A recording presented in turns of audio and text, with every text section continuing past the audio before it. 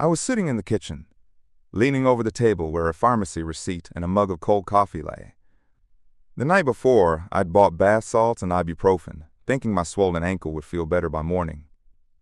My phone buzzed on the countertop, like someone tapped on wood, and goosebumps ran down my spine.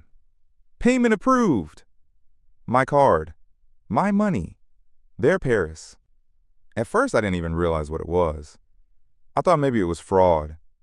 I opened the banking app, and the spending lines flowed like water from a burst pipe. Restaurants, taxis, coffee, boutiques, all in euros. Top line, Hôtel de la Baie. The hotel I had once shown Lindsay in our itinerary. Quiet, cozy, not for tourists. I froze, listening to how quiet the house was. The tick-tock of the clock above the stove, the dull hum of the fridge, the rustle of wind outside the window. And then, laughter. From behind the wall, someone's neighbors were watching TV, and the laughter of living people hit me like a slap. I stood up and went to the window. In the darkness, the street looked foreign. The streetlights lit the empty road, and only one dog ran after a late car, yapping with joy. On the porch across the street, a holiday garland with blinking blue lights hung, where people would wake up in the morning and sit down to breakfast together. And I stood alone, with the phone in my hand. For a second, I tried to justify it. Maybe they just forgot to message me. Maybe it was the bank's mistake. Maybe Lindsay would send a message. Dad, I'll explain everything. I even pictured the screen lighting up and a message. Love you, don't be mad. That second of hope was the last one. New notification. 142 euros. Perfume. Paris. I could almost smell it. Powdery, expensive, the kind that would later linger in their bedroom. I went back to the table and opened the user management tab. Lindsay's name glowed beneath mine. 6 years ago, I'd added her, just in case, when Todd had trouble at work. She held my hand then and said, Dad, it's only temporary. Since then, silence. Until tonight. I stared at the remove user button and didn't press it. I waited. Waited for someone to write, to call, to explain. But the phone remained dark and silent. And outside the window, an old man lifted his granddaughter on his shoulder as she ran out on the porch with a balloon. They laughed. Their world was whole. Third notification, Chateau dinner cruise, Seine River, 2 adults, priority wine pairing. I tapped the screen, freeze account. Click. The silence became thick, like a blanket. Somewhere in Paris, my daughter raised a glass. And I was no longer quiet. In the morning, I didn't have breakfast. I just sat on the bed looking at the suitcase. It stood against the wall, dark blue, with its telescopic handle, which I had pre-checked. I'd even rolled up my downcoat in case Paris's spring weather changed. In the side pocket lay the guidebook. Sticky tab flags poked out like little flags. One marked Hôtel de la Baie. I circled it with a marker. For the last trip, I wrote in the margin almost mechanically. I started putting together this itinerary back in November. I spent nights with maps, looking for quiet cafes that serve cassoulet without the pretension. I wanted to show Lindsay the Paris not from postcards, the Paris I once dreamed of seeing with her mother, before the diagnosis, before the treatments, before all of it. I even bought that travel jacket, the one with many pockets. Funny, but I thought, if I looked like a tourist, maybe I'd feel like a father someone was waiting for. In early January, Lindsay began to speak carefully, as if testing the ground. Dad, are you sure the flight won't be too hard on you? It's 8 hours after all. I then smirked. I used to mix concrete 16 hours a day. You think an economy seat is going to kill me? She laughed, but her eyes immediately looked away. And then there was a second conversation. Already in March. Just, Dad? Todd and I were thinking. There are walking tours, steep stairs. And you said your joint aches in damp weather? I remembered how slowly she said, Todd and I. He always spoke through her. Never directly. Another talk. Closer to the trip. Maybe it would be more comfortable for you to stay and watch the house. And we'll show you everything later in photos. We're still one family, right? One. Family. I just nodded then. Didn't argue. Because inside, I already felt it. They were crossing me out. Slowly. Gently. Under the pretense of care. Birds were already singing outside. Spring had come to the city, and in my room it smelled like coffee and old papers. I opened the banking app again.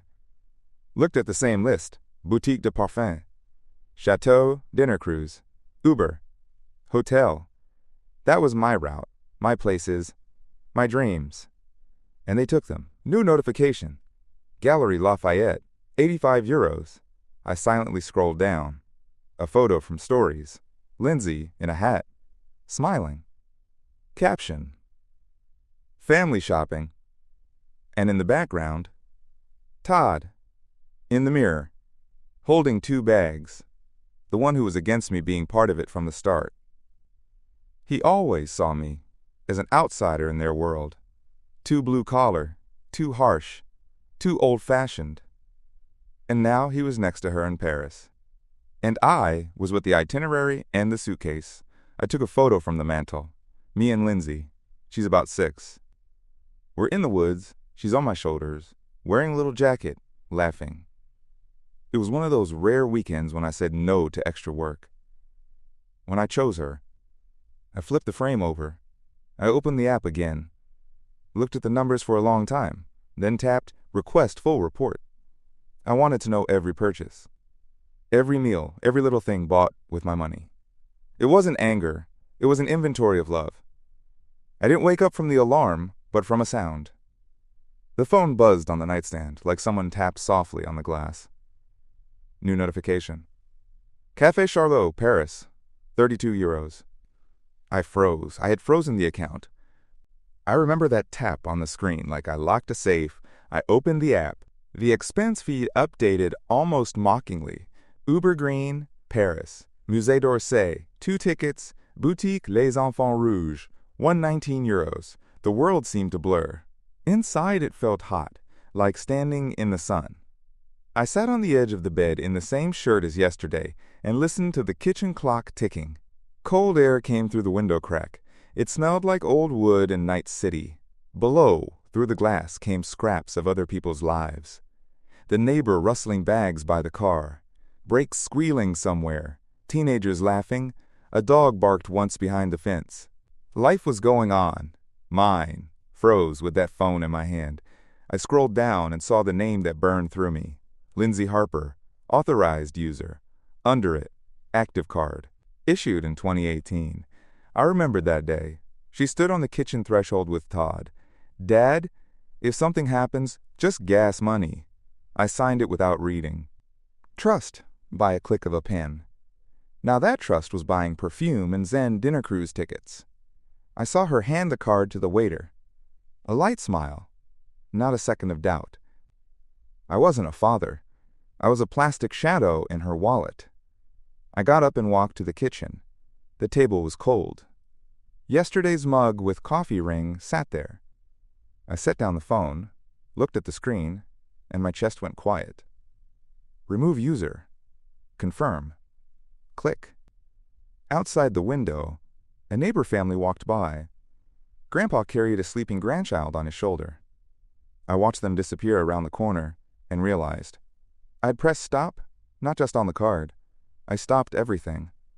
The letter from the bank came heavier than the envelope. The pale green logo folded my morning like a wet newspaper. I stood on the porch barefoot. The asphalt after last night's rain felt damp. Swallows swooped over the wires. Next door, a hose squeaked. They were already watering flowers. One glance at the embossed seal made my palms sweat. Inside the hallway smelled like old wood and cold coffee. I sat on the step and slowly opened the envelope with the letter opener Lindsay gave me on my 60th birthday. Inside was the official report on disputed transaction. Their complaint. They challenged the freeze as unauthorized interference with a joint account. On page 2, the threat. If the cardholder is incapacitated, the bank may transfer control to a designated person. The fine print scratched at my eyes. Application for temporary financial guardianship, filed by Todd Harper at 10:14 a.m., Paris time. I laid the paper on my knee. The clock ticked in the kitchen. Tick-tock. Each second felt like evidence of their rush to take my life. I made tea from the old tin box I kept for colds. Steam curled along the fogged window glass. I put the mug on the sill and opened my laptop. The gray screen asked for a password, like it doubted I was okay. In the dashboard next to my name, a new tab appeared, Verification of Account Holder's Mental Fitness. I had to prove I was rational, that I could handle my own money. I stared at the blinking cursor, remembering how 6 years ago, under the same logo, I set up account access for Lindsay, just in case of emergencies. Back then, the Add User button felt like care. Now the cursor blinked like a sniper sight. Outside, life went on without a glitch. The mailman tossed newspapers over fences. A minivan door slammed. A kid's laughter echoed down the street. My world had shrunk to 2 pages of official documents. I picked up a pen, but instead of signing, I drew a tiny rectangle in the margin, the outline of a safe. Inside, I wrote, $58,420, the amount they spent on their family shopping in 4 days. I wrote each number slowly, as though engraving it. The inventory of love continued. At noon, I turned on the radio. A soft hiss filled the room, mixing with the fridge hum. The weather guy talked about a warm front. Front felt apt. It was war. But our weapons were receipts and alerts. I checked email. One new message. Harper & Company. Family law. Navy blue letterhead. A brief request for medical records due to possible cognitive decline of the client. Their tone was cold, like frozen pavement. I closed the laptop with a final click, like shutting a coffin lid, then went into the living room. On the wall hung an old map of Paris, a gift from my late wife. Thin red lines marked my planned route through Saint-Germain and Montmartre. Notes I'd written for Lindsay in the margins. Croissant, Shakespeare bookshop. Now those lines looked like scars. I pressed my palm to the cold glass of the frame. Behind me, a spoon clinked in a cup, like a subtle reminder.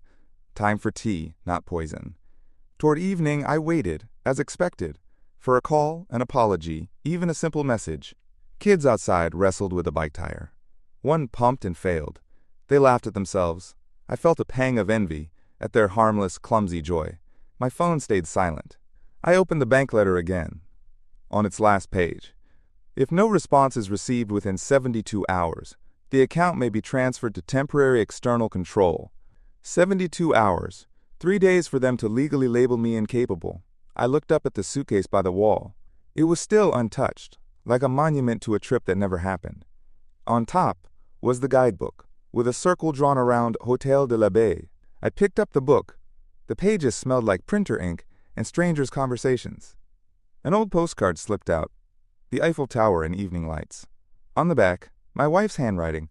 Someday we'll go up there and make a wish. I ran my finger along the letter S and quietly said, someday. Then I picked up my phone and opened the medical documents folder. I didn't have the diagnosis they wanted to make up. But I had another file, a copy of the property power of attorney signed 3 years ago, where I kept the right to cancel error recommendations at any time. I hit send. The email went to the lawyer whose number I once saved, just in case. Subject, initiate revocation of testamentary trust. Attached, my ID scan and a recent utility bill. Proof of full mental competence. The click of send sounded louder than a gunshot. Night fell slowly. Outside, the streetlights glowed in amber rings.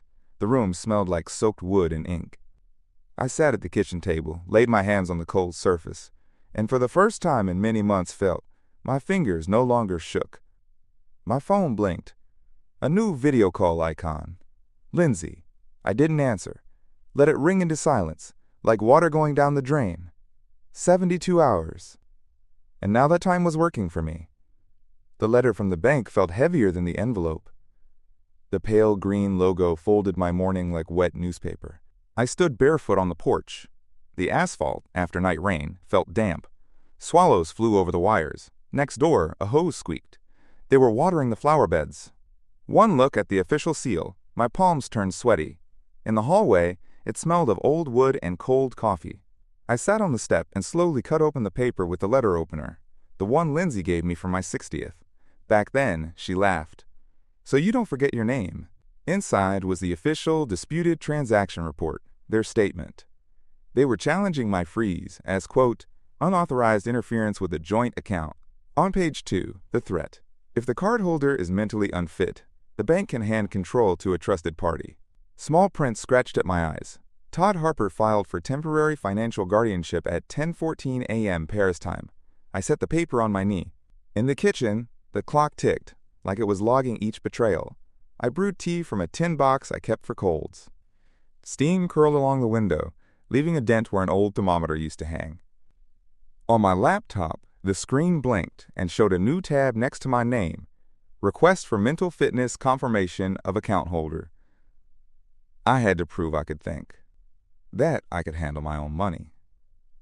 Outside, life followed its routine.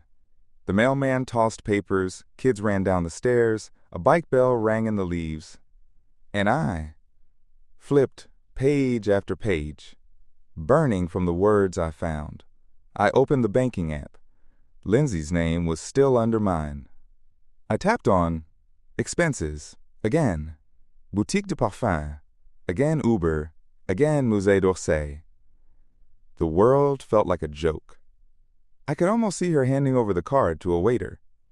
A light smile, not a second of hesitation, not a thought about whose name was on the plastic, like the card was hers, like the father was just a technicality. I returned to the kitchen table. In the corner sat the same coffee-stained mug as yesterday. I placed the phone next to it, aligned with the edge of the table. My hands were cold, but they weren't shaking anymore. Remove user. Confirm. Click. I looked out the window. The neighbor was walking with his grandson, asleep on his shoulder, hair stuck to his cheek. Their footsteps faded around the corner. I realized I had stopped more than just the card. I had stopped access. To myself. A drip started in the kitchen. I listened, as if the clocks had melted. Tick, tick, tick. Each drop landed on the stainless steel like a countdown, not toward morning, toward something else. I sat in the armchair with a blanket on my shoulders, and for the first time in many months, I didn't feel cold. Not because it got warm, just didn't matter anymore. The phone was turned off. Not on silent, not airplane mode. Off. I removed the battery like pulling the key from a door so nobody could get in. In the morning, I didn't go to the mailbox. Usually I did out of habit. Newspaper, bills, ads for car washes. But not today. Let the paper world look for me if it wants. I wasn't running toward it anymore. The house smelled of dust and coffee grounds. I walked to the window, palm prints on the glass, like the past holding on to the edge. Laughter came from outside. A boy of 6 chased a ball on the pavement while Grandpa picked up toys scattered on the lawn. They argued about something, then laughed at the same moment. I watched until the ball rolled under a car, where someone loses. Someone else always picks up. On the kitchen table lay that same card. I didn't throw it away. I just cut off a corner to make it clear. The end. Now it looked like a postcard with a bitten-off edge, a souvenir from the era when I was still part of the family. I took the envelope where I'd placed documents the night before, pulled out the will. On the second page, a clear line, in equal shares to Lindsay Harper and... I stared at that line for a long time. Then I opened the drawer, found a pen, and didn't cross it out. I just drew a fine line over it, from above, with no pressure, like a scar, not a correction.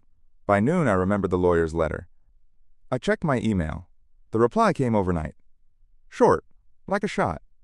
Ready to initiate the procedure. Requires your personal confirmation and notarization. When can you come? I tapped reply, wrote, I will come tomorrow, in the morning. My passport lay on the couch. I got it. The pages smelled of glue and old faux leather. On the photo was a man with eyes a bit lighter than they are now. I didn't know who he was, but he knew who he loved. I closed the passport, then went over to the suitcase, checked the wheels, lubricated the zipper, placed the documents in flash drive with copies inside, added that same guidebook. Now, it wasn't an itinerary, it was a chronicle. In the evening, I did go to the mailbox after all. There was one envelope, no stamp, no address, just slipped in. Inside, a check. Amount, 249 euros. Signed, we'll return everything. I am sorry. I wasn't angry, but I knew returning doesn't mean they return me. I stuck the check on the fridge with a magnet, next to the soup recipe my wife used to write. Let it serve as a reminder. Sometimes what's given back isn't the same thing that was taken. Night came quietly. I sat again in the kitchen. The faucet no longer dripped. Everything around seemed to wait, and I Waited for the morning. The lawyer knew I would come, but no one knew with what. A trash bag tore right in front of the door. A banana peel, a check, an old calendar. Everything spilled onto the doormat. I crouched to pick it up and found something I didn't remember putting there. A letter from Mary. Her handwriting. A yellow envelope, slightly bent at the edge. Dated March. Unsent. Here is a literal, word-for-word translation in plain English, using simple language.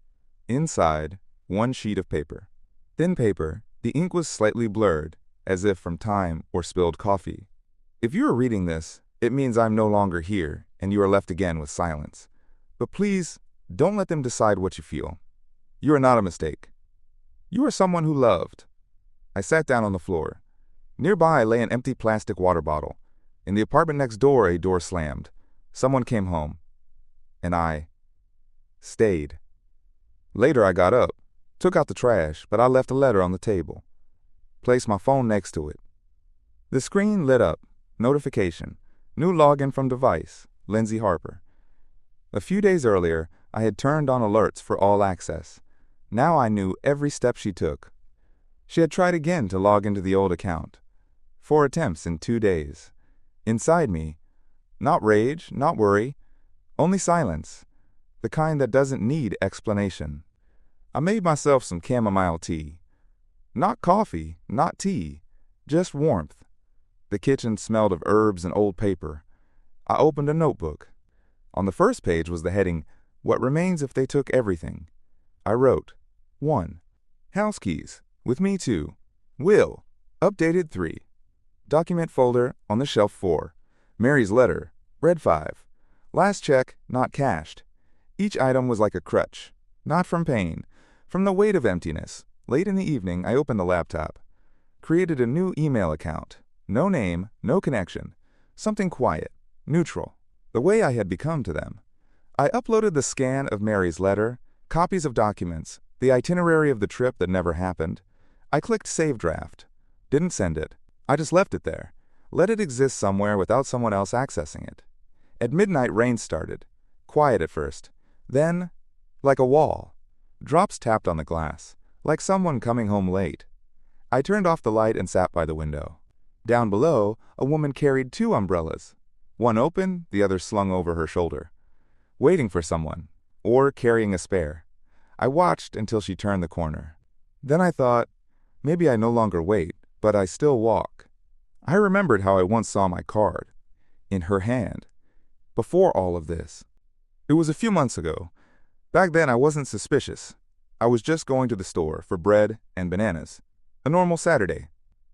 It smelled of drizzle and plastic wrap, and inside it felt cool, as usual in these supermarkets. I stood in the next aisle when I heard a voice, unbearably familiar. No, that one's not it. Wait, I'll find it.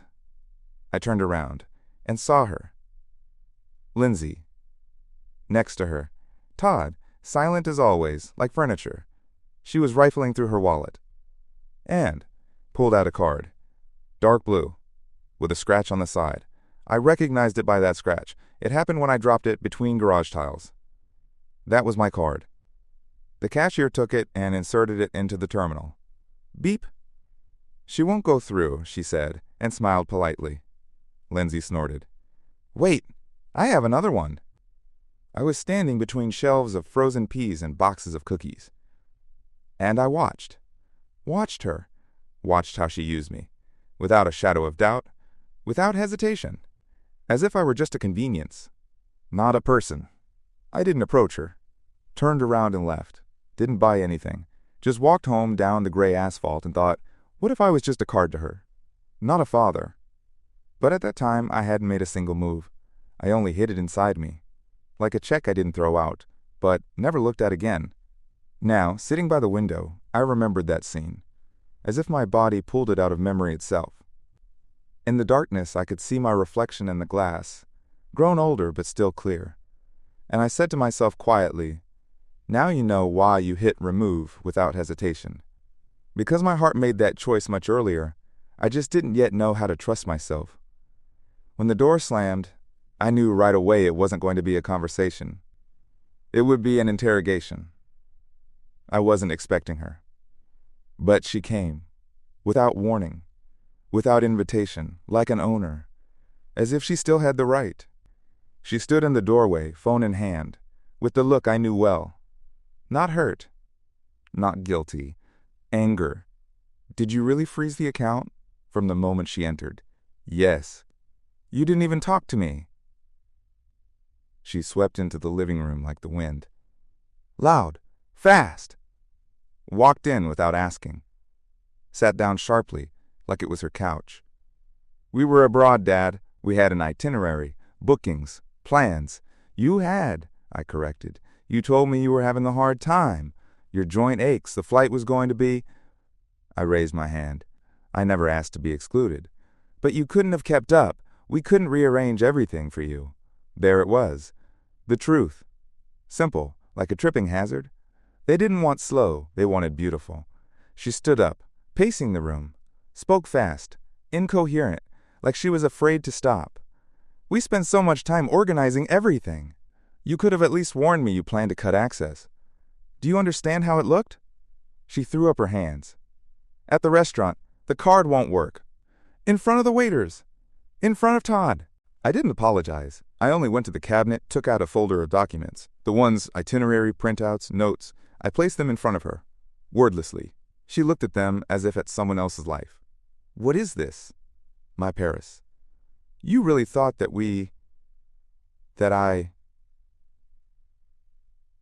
I thought you were my daughter. She went silent. We just wanted to go while we still could. While work allows. While it's not too late. And me, am I already too late? That question hung in the air like dust. Her face twitched. But she pulled herself together quickly. You're dramatizing. You removed me from your life so gently that I didn't even notice right away. Dad, you're taking it too far. It's just a trip, not a reason. Not a reason to revisit the will? She froze. Now both of us were silent. She picked up the papers like they were someone else's file, awkwardly, with no respect. Then she looked at me, differently now. You want to punish us? I want to restore boundaries. I thought we were one family. You said, like one family. When she left, the smell of her perfume stayed in the entryway, floral, light, foreign. I closed the door slowly, and for the first time felt, not anger, but a strange relief. That evening I went down to the basement. Not for things, for silence. Sometimes it's easier to hide than to try to understand when exactly Lindsay became a stranger. When her gaze began to slide over me like over an old frame expected to break any second. It smelled like dry wood, cement, and rust. The light bulb flickered, exhaled like it was tired, too. On the shelves were boxes, each one like a time capsule. Finances 2004, holidays, L school. I bent down to the bottom box, no label, old, swollen with age. The lid opened with a dry click. Inside letters, postcards, a concert ticket, a napkin with a drawing, and a light blue envelope. No stamp. Already opened. I recognized the handwriting immediately. Mary's. Sharp, slightly crooked letters, like she was rushing, afraid she wouldn't make it in time. If you are reading this, it means I didn't stay, and you're left again with silence. But you still have the right to light. I didn't know whether I'd read it before. As if the letter was meant for someone else. Someone called Dad. Someone expected home from work. Someone tea was made for. I sat right on the stair. Wooden, creaky. In my hand. The paper, cracking with age. I didn't cry. I just sat there. Under the bulb, in that time-wrapped corner, among boxes that no longer had a place to go back to. When I climbed back up, the air in the house felt different. As if everything was already decided. In the kitchen there was silence. The cold cup still waited on the table, but I didn't wait for anything anymore. I opened the laptop, the tab with the will draft still where I left it. The cursor blinked like a pulse. I clicked, print, 1 page, 2 copies, signature, without extra words. After lunch I drove to the notary office. In the car it smelled like sun on the seat and old hand lotion. At the crosswalk, children were crossing the street. A little girl held a stuffed bunny. She held a man's hand, maybe her father. He was saying something to her, and she was laughing. I stared at that, and felt the silence inside clench into a fist again. Once Lindsay laughed, tickling my neck. Once I could lift her onto my shoulders like a banner. At the notary's office, brief, businesslike, I stated the name of the new beneficiary. The lawyer didn't flinch. He just nodded and checked the signature. Would you like to add a message for the heir? No, I said. Let them inherit without words. Words are for those who listen. Coming home, I placed the documents into a new folder. Clean. No marks. Put it on the top shelf of the closet, where one can't reach easily. That evening, already in pajamas, I opened email again. No new letters. No old replies. I opened the draft where her "I'm sorry" hung, and for the first time I wrote in response, "This isn't about sorry. It's about who stayed when you walked away." The letter wasn't sent, but it saved. When the knock came, I already knew I wouldn't open right away. It was confident, short. The kind of knock when someone's not there to ask. They're there to demand. I hesitated, not from fear, from self-respect. Through the peephole, Lindsay. On her face, no confusion. Tension, controlled anger, as if she came for something she believed was hers. I opened, not right away, but I didn't lock the door either. "We need to talk," she said. "No, hello. No, may I come in?" "You're already talking." She walked past me, as if the house was still her own. Set her bag on the floor, hands on hips. "What did you do with the will?" I stayed silent. Watched her lose patience. Not in yelling, but in the tone one adult uses with someone they've already written off as done. "You really changed it to a stranger? Seriously? Without even discussing it with me?" "Did you discuss Paris with me?" She fell silent. The pause hung thick, like heavy soup. "This is different," she finally exhaled. "Yes," I said. "Now it is different." She sat down sharply, as if tired of her own argument. "We didn't intend to hurt you," she said after a while. "We thought it'd be easier if you stayed. It would be easier if you hadn't left at my expense." "That's not true. We just, you said you had trouble with your leg." I watched her stumble, twisting her "we" into a tangled knot, and I saw this wasn't remorse. It was an attempt to regain control. "Lindsay, you're not required to love me, Dad, but I'm not required to be available anymore, not as an account, not as a waiting room." She flared up. "You're getting revenge." "No, I'm simply choosing myself for the first time." Silence stood between us again, like a door she cannot open. I walked to the door first, opened it. "So you're really crossing everything out like that?" "I'm leaving what never crossed me out." She left. She didn't slam the door, but she left behind an emptiness that felt like squeezed out air. A shadow of her bag stayed on the floor, and in that shadow, her old mug, the one she used to drink tea from as a child. I saw it and thought she herself forgot that it used to be mine. After yesterday, I wasn't expecting anyone, but in the morning, a knock, loud. Not to ask forgiveness, but to demand. I opened it. This time, not out of curiosity, out of a sense of duty. The last time. She stood in the doorway, tired, furious, with a face that had no softness left. "You gave it all? To some stranger?" The knock was louder than it should have been, like she knocked not on the door, but on me. I opened it. Immediately, because I knew she didn't come to ask, she came to break. Her face was different. No politeness, only anger. Her eyes, sharp, cold, like a February wind. "You really turned everything over to someone else?" Her voice trembled, not with pain, with rage. "I did." She came in as if she'd torn down the entrance. Her bag hit the armchair. She didn't apologize. She sat down. "You did this on purpose, out of revenge. Because you're alone. Because we don't play by your rules. I did it because you already decided everything without me." She laughed.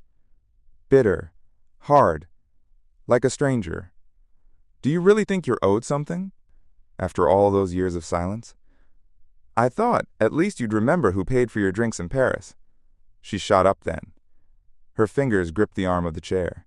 We had fun at your expense, yes, because you were always the bank, not the father. I was the one who stayed. No, you were the one who wasn't there. Always. Only Mom. Only she was with us. I worked. She loved. And I loved her. You... Never. Those words hit like a whip. No pauses, no shame, just straight on. I put up with it. All your stupid attempts at reconnection, Paris, the jacket, this whole performance. That wasn't a performance, I said quietly. It was my last chance. We didn't want anything with you. We were just waiting until you backed off. Now there's no need to wait. She fell silent, but her eyes threw nails. I won't forgive you. I'm not waiting. And then she got up, packed her bag, turned mid-sentence, as if she wanted to say more, but didn't. She slammed the door. On the table lay a sheet with my notes, the shopping list for the trip. I ran my finger along the lines. At the top, Cassoulet Adeline's. At the bottom, the crossed-out note for L. In the evening, I made tea in that old mug, the one left behind by Mary. It was cracked on the side, but didn't leak. Sometimes things hold together better than people. The call didn't come at night or early morning. It came in the afternoon, as if she was no longer hiding. Dad, it's me, she said right away. No lead-in. Her voice was different, broken, raw. I'm listening, I said. A pause. Then she began, not with words, but with breath, as if each breath had to be pulled from somewhere deep, where truth was hiding. I finally understood. Too late, and it hurt. I lived too long under someone else's mind. Todd, he was always there, but as a filter. He'd say, "You owe him nothing." He distanced himself. He's always pressing too hard. Her voice cracked. But she didn't stop. I didn't even notice how I became like him. Detached, harsh, and only when you disappeared from everything, I saw that I had no anchor, no family, and it's not about the will. I'm not talking about money. I'm talking about fear. She exhaled. Fear that one day I'll get a letter, not a threat, just a date, that you're gone. And I never got to be myself, to find myself again, to get you back. I stayed quiet, but I felt the silence tremble inside me, not from anger, from the fact that she finally broke through. Todd and we took a break. He didn't understand. He said I was playing the blame game. I said, no, I was playing my whole life, the good daughter, the right wife. And now, it's enough. I shifted closer to the window. Her voice became softer. I want to come. Just sit. Wash the dishes. Fix the teapot lid. Be near. Not because it's necessary. Because I don't want to keep losing. I said, this isn't about forgive me. It's about stay. She paused. But differently this time. Not from fear, from hope. I'll rewrite the will, I said. Dad, you don't have to. I'm not here for that. I know. But I will be watching, not the papers. I'll watch behavior. About an hour later she arrived. No bag, no husband. In her hand, a jar of soup. In her eyes, a child returning home for the first time, truly. We ate in silence. The kitchen filled again with sounds of life. A spoon tapping china, the kettle hissing on the stove. Late at night, I put the folder back in the drawer. The old draft of the will, underneath. The new one, on top, name, Lindsay M. Harper. Under it a line, until love becomes habit and closeness becomes choice.